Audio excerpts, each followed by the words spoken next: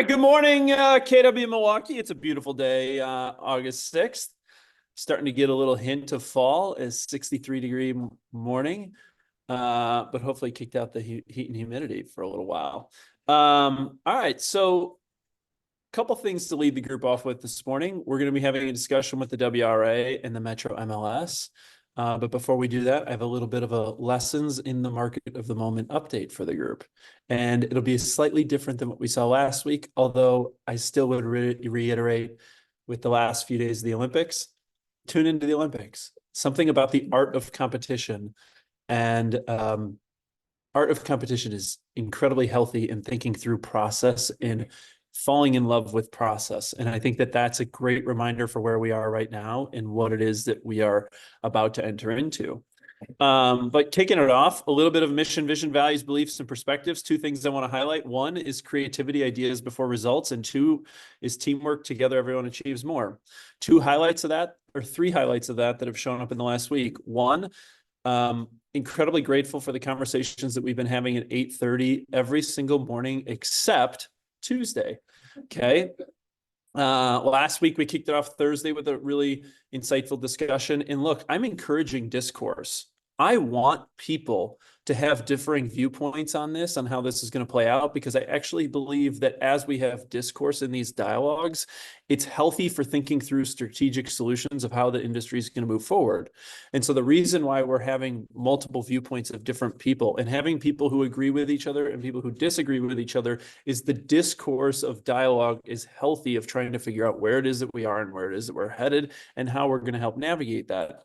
The second thing I would say as it relates to the 8:30 a.m. calls, along with a few other things, is Mary Beth brought this up yesterday. And in terms of what she was speaking on with Ross was her gratitude to the community that we have built and fostered and developed and continue to cultivate around how we're helping learn from each other and learn through masterminding and learn what works and doesn't work. Because one of the things I totally recognize, agents are looking for solutions, and they're looking for the bona fide solution as to how we are going to come out of this. The challenge in that on the front side is until those solutions are market tested, it's all theory until it's tested.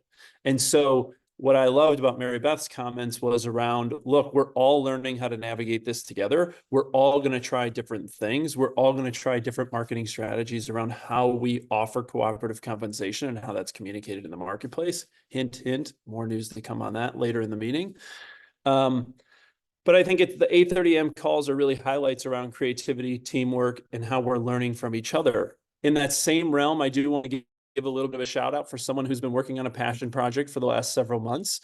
And for those of you, some of you may know this, and some of you, this may be new news, but Rick Rubin has been working very diligently on a passion project around a book that he has recently released called The Attractive Agent. And it's all around Rick's thoughts in terms of how you become an attractor of time, talent, energy, and resources versus being the one who has to manufacture business. So how do you attract business versus manufacture business? And Rick shared a lot of his thoughts within his book that he just recently released within the last week or so. You can learn more about the Attractive Agent and the platform of a passion project that he's building out on his website, theattractiveagent.com. But just wanted to give a shout out to Rick in his release of a passion project that he recently released. And I think it is the epitome in highlighting creativity, ideas before results, and teamwork. Together, everyone achieves more. So take a look, and stay tuned for more information as to how we plan to leverage Rick's platform to help learn from what it is that he's building upon. All right. Before we kick it over to the WRA and Metro MLS, I want to follow up with a conversation that we had last week around lessons learned in the market of the moment. And something happened over the weekend where if you're a Twitter or X person, which I am, I think it's an incredible resource of accessing content and information. The world was on fire with what was happening in the capital markets. Okay. And sometimes it's not always healthy to have the short-term view on what's going on in that capital markets. And I want to provide you a little bit of perspective to help you, because I'm sure that many of you and many of your clients are wondering, how is this going to impact our industry? And so if you only paid attention as to what's gone on within the last month, your purview of what's been happening is, oh my gosh, the world is on fire. And if you look at it within the past month, the market was down 6.9%. Now, are we going into a recession? Yes or no? I don't know. To be honest with you, there's so many things that go into that. But here's where I want to challenge you in terms of how you think about the market in terms of the S&P 500, which is the example I'm using here, or how you think of the real estate market is very similar in the same realm and regard. While your purview may be in the short term freaking out, if you look at it, people tend to overestimate the short term, which leads to recency bias. Okay. And if you look at it of just a year-to-date example, year-to-date, while yes, in the short term, you're like, holy shit, what's happening? In the year-to-date through yesterday, the market was still up 10%. Now, mind you, historically, the S&P 500 on a average basis going back to the 1930s, the market's been up 10%. Now, let's take a little bit of a broader viewpoint in terms of perspective. This is the past 5 years. And if you notice something, in the past 5 years, going back to early parts of 2020 when the market completely crashed in the short term, in the 5 years since, the market is up 77%. Now, think about that as it relates to real estate. It's a very similar mindset in terms of how you have to view the market. And the market is time in the market beats timing the market. Your clients are going to be asking you, how is this going to impact the real estate world? How is this going to impact the real estate market? This, so on and so forth. Most people, on average, are in the real estate market in terms of they're holding their asset for 7 to 9 years. So if you look at it from a 5-year purview over a 7 to 9 year span, time in the market beats timing the market. Also, on a short-term commentary, rates will likely see some relief, as I'm sure you're aware of. And if you have had clients that have bought in the last 2 years, now would be a great time to catch up with them in terms of the opportunity to refi. So we've seen some rate relief in the short term, but have to view the market on a 5-year horizon. Don't get too caught up in the market of the now moment, because it leads to recency bias, which isn't overly healthy when you consider most people are holding their assets for 7 to 9 years. And using the S&P as an example is a good example to remind ourselves. And lastly, I took a look at from, I don't know how long the max is, since early or late 1990s. You can see, since if you were to hold your assets in the S&P 500 since the late 1990s through yesterday, it was still up 600%. So over the last 25 years, it's up 600%. Perspective is important. Having a broad viewpoint on what's going on within the marketplace, both in capital markets as well as real estate, is healthy perspective to have and to share with your clients in the market of the moment. Cool? All right. With that, I'm flipping it over to the WRA, and Tracy from the WRA is going to help jump on to give us a little bit of a continued dialogue as to what's happening, where it is that we are, and where it is that we're going. So with that, I'm flipping it over to you, Tracy. All right. Good morning, everybody. Let's see. I'm going to try to do my share screen. Perfect. One follow-up to that conversation, guys, I'm realizing there's lots of questions to this. What we will also do is our firm's attorney, Peter Zaroff, who we've had on team meetings in the past, we're going to do town hall with him so that you guys can feel and we can flush out all questions that you might have on this whole thing and play out a variety of scenarios. So stay tuned for information forthcoming as it relates to if you want to choose to participate in a town hall with Peter and work through a variety of scenarios. Second thing to that is we have been working diligently over the last 2 to 3 weeks, and we are currently preparing an FAQ document through a variety of ways that our compliance team has been leaning into a variety of scenarios and it has gotten flushed out answers to. And we hope to have the FAQ document to you out mid to late of this week as a way to help, again, provide more concrete direction and answers that we've been provided through a variety of legal resources. And so that will be forthcoming from Steph, Joe, and Kimmy, Sarah Pap, Dawn, as we've consolidated everything into one document. You'll see that from us this week as well. Cool. All right. Whew. A lot going on. And we're going to transition over to tech and marketing updates. One of the things that the group has heard and directly is how firms are able to market offers of cooperative compensation and concessions. Okay. The challenge in it is that we cannot consolidate information of competing firms. So for example, I can't go to XYZ Realty, pull all of theirs and put it onto our website. So the challenge in it is how do we consolidate this information to get the information to you in an impactful manner? As of today, we are launching kwmkeoffers.com. And what we are going to be doing is pulling all information as it relates to offers of compensation, offers of concessions, and having a consortium of resources in terms of all of our current active listings and the information that we can readily provide you as well as external associates. Okay.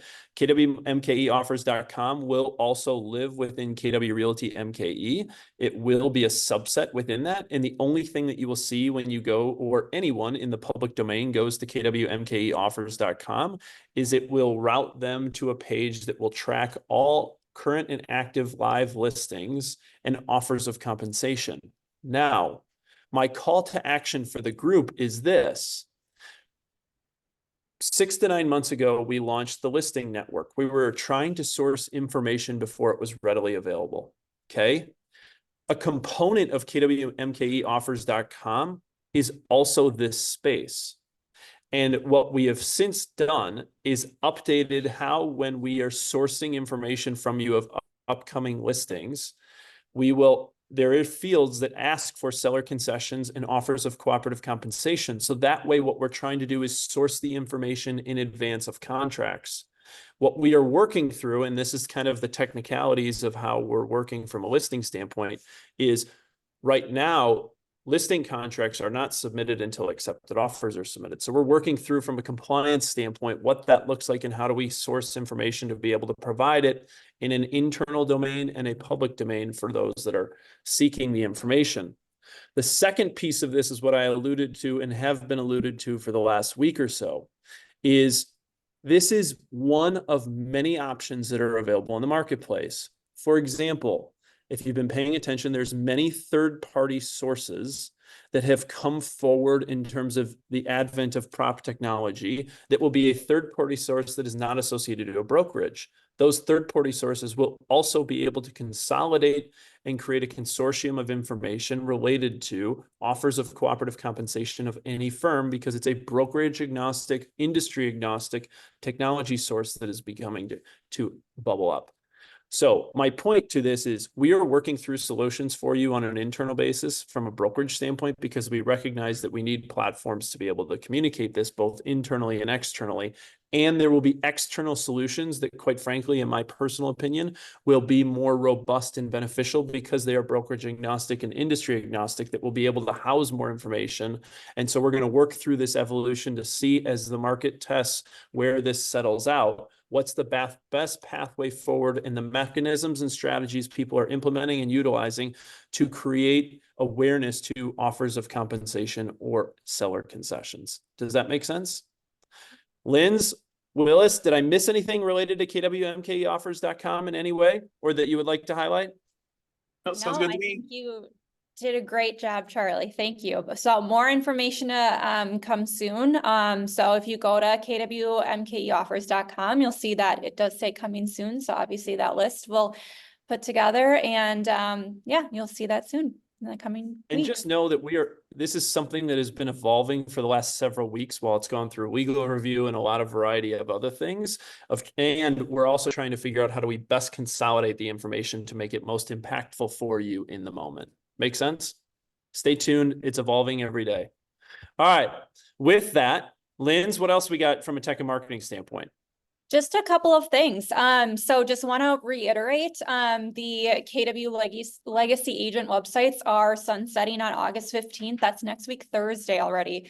So if you have not upgraded your website and want to, please make sure that you do that. I'll be reaching out to the agents that have not done so yet and this week. And if you want to learn more and want some more hands-on training on how to transition your website over to the new platform, KWRI is running trainings throughout the entire month of August. So sign up using that QR code that you see on the screen. So they do a really great job of really taking an in-depth look at those sites and the benefits and the capabilities within that site. And then last thing is just, we've got the last few sessions of our social media bootcamp for the month of August. So we've ran this the entire summer. We've had some really great special guests, some great topics. And so we've got a few upcoming. What the Marketing Concierge can do for you. So if you want to learn more about our Marketing Concierge and the benefits of utilizing that platform and how to leverage it, join us on August 8th at 1 o'clock at the Innovation Office. And again, these are all recorded and uploaded to our YouTube channel. So that's it, short and sweet. Perfect. Thanks, Linz. One other thing I do want to highlight, just so you know, moving forward from a future pacing standpoint, one of the things that Lindsay, myself, and the rest of the leadership team will be doing is consolidating what people are doing within the marketplace in terms of mechanisms of marketing and how we're communicating some of these things. And so what we will be doing within team meetings over the next several weeks is pivoting from more internal tactical solutions that we provide you to also highlighting and showcasing external tactical solutions that are being utilized within the marketplace, and as a way to kind of highlight some of the ways in which that agents are utilizing the new rules and playing within the environment that they're working in. Cool. Awesome. All right, with that, I'm going to wrap it up with training and education. So I gave a little bit of a teaser yesterday, and I went through and recapped some data around what is winning in the current market of the moment. Because I looked through the accepted offer insights, and the data that we have access to now is over 1,300 accepted offers that we started tracking in the beginning of April. Okay, 1,300, both internal and external, because if it was an external offer to purchase on an internal listing, we have the data to help you provide what that looks like. Now, the second piece that I would say to this is I was very curious to dive into the data yesterday where I reviewed 294 accepted offers. And what I was curious by, and I haven't looked at the July insights yet, I'll take a deeper dive into that next week. But the July insights was, my theory was, having not looked at it since middle part of June, what happened in June where we saw a little bit of a dip? Now, the foreshadow was July, we saw the tide rised again. So short-term theory is that June was a bit of a blip on the radar. We'll see how August plays out now because of some of the macroeconomic things that are going on in the environment. So my message to you is we could be on a little bit of a roller coaster. Now, going back to the accepted offer insights, I was curious to see where the July accepted offer insights were based on what happened in June. So as a reminder, in June, we didn't see much of a change in terms of what was winning from April and May into June, despite a little bit of a dip in terms of market activity in the month of June when we look at it from a seasonality standpoint. Now, in July, we looked at 294 accepted offers. Interestingly enough, there wasn't a major statistical difference in change as to what was being accepted in July versus what was accepted in June, May, or April. If you look, the list price to accepted offer ratio was 105% in July. Earnest money was still right around 1.7%. You can see over the last 3 to 4 months where that stood comparatively. The one major statistical change, which is still not totally major, but the inspection contingency on 294 offers that were reviewed, 52% of them had an inspection contingency versus 43% that had them in June and 44% that had them in April and May. So there was a bit more of a balance in terms of buyers taking back some leverage within the negotiations. And so my general commentary is it's basically a toss ball, 50-50. 52% had an inspection contingency, 48% did not. Cash offers versus financed, you can see here, typically it's about a third of the overall market is cash, just slightly less than a third. So 70-30 split in terms of cash versus financed. Average down payment dipped slightly to 15% versus 18% and roughly 18% in the 3 months prior. Deals with appraisal gaps were at 14%, which is kind of right within the realms that we saw earlier. And the average appraisal gap offer did increase to 19,000 slightly. And you can see the trend there over the last 3 months. But I think a lot of that had to do with the average price point with those offers that were accepted in the month of July was actually significantly higher than those that were in April, May, and June. So sharing with you these insights as we continue to consolidate and look at data to help you guys understand what is winning in the marketplace. And coming out of June, I was pleasantly surprised to say, tactically within offers to purchase that were accepted, there wasn't a significant difference in terms of what was accepted in July versus June, April, or May. Make sense? Awesome. Wrapping up Ignite this week, we got Mackenzie Brogan, Laura Brewster, Amanda Schroeder, and Emily Fair finish it out. So if you're interested in learning from your peers in those moments, feel free. And we'll keep going. I'll help you. And then if you take a peek here in terms of, we're going to keep her going. Things that are coming down the August training calendar. We're navigating the new normal on every single morning except Tuesdays at 8:30 a.m., where we're leading conversations for 30 minutes with panels of your peers to help understand conversations, tips, tricks, and strategies that people are implementing. And we will likely continue these conversations through the month of August as we've seen high levels of engagement in these dialogues.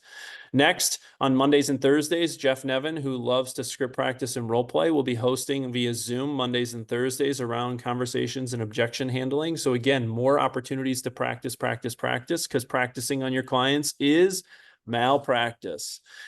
Month of August, you can see here is the remaining training calendar. Hint, hint. September, you will continue to see more conversations. Yeah, Mega Camp is next week. Myself and a handful of others will be down there in Austin. Be on the lookout for Mandy and I to do like a little bit of a Jimmy Fallon Tonight Show live on the road with a variety of people, where we will be tuning in every day to get perspective from peers across the country. Lastly, we're breaking down bold payments for those that are interested. Feel free to register for itemizing your bold payments over 3 months versus one large payment. And now is the time to do it. Third, one last final thing, the KW Milwaukee Agent Hub. We are continuing to update the portion within the Agent Hub around articulating your value. We are housing all the 8:30 a.m. Conversations. You will be seeing an increase of the intensity and frequency of communication directly from me, pointing you to resources around where it is, including the conversations that are recorded on mornings at 8:30, along with the FAQ document that we are working on and a host of other resources that we will provide for you. Lastly, I just wanted to highlight the MREA podcast notes. We haven't talked about it in a while, but similarly to what we're doing at 8:30 a.m., Jason Abrams last week at Inman Connect out in Vegas won the podcast of the year within the residential real estate space. If you haven't been paying attention, it's a great conversation, and you're learning from people all over the country around what they're doing right now in the market of the moment. So if you haven't been paying attention, I would highly recommend it, because that's an incredible honor for Jason and an incredible highlight for the Keller Williams community in general. In terms of the podcast space is very robust in the moment, with lots of people sharing lots of things, and for them to be recognized in that way by Inman is an incredible honor for that group, and I thought I would make sure that we highlight that. With that, there is your Tuesday morning meeting, guys. Be on the lookout for a town hall with Peter. Our leadership team is here to serve you. Questions, comments, uncertainty, fears, whatever it might be, bring them forward, because vulnerability is how we learn through this together. Vulnerability is healthy, and it helps people understand where you're at and to meet you where you are to where you want to go. Guys, have a great day. It's a beautiful day in Milwaukee. Thanks, guys, for showing up.